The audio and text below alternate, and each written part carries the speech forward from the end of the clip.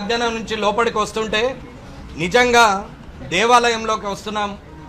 ప్రజలకు పని చేసి పెట్టే గుండె లాంటి అసెంబ్లీలోకి వస్తున్నామని చెప్పి నేను అనుకున్నాను.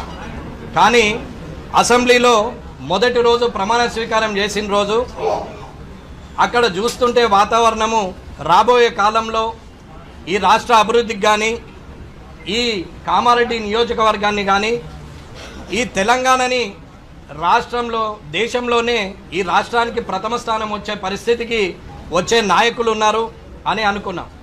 ఎందుకంటే కామారెడ్డి నుంచి పోటీ చేసిన నా అదృష్టం ఏంటంటే నా మీద ఓడిపోయినటువంటి ముఖ్యమంత్రి గారు, నా మీద ఓడిపోయినటువంటి మాజీ ముఖ్యమంత్రి గారు, నేను ముగ్గురం కూడా అసెంబ్లీలో కూర్చుండడం అనేది నిజంగా చరిత్ర. అది దానికి నేను చాలా సంతోషపడ్డాను. ఎందుకంటే ఆ ఇద్దరు కూడా పెద్ద తలకాయలు, చాలా అనుభవం ఉంది.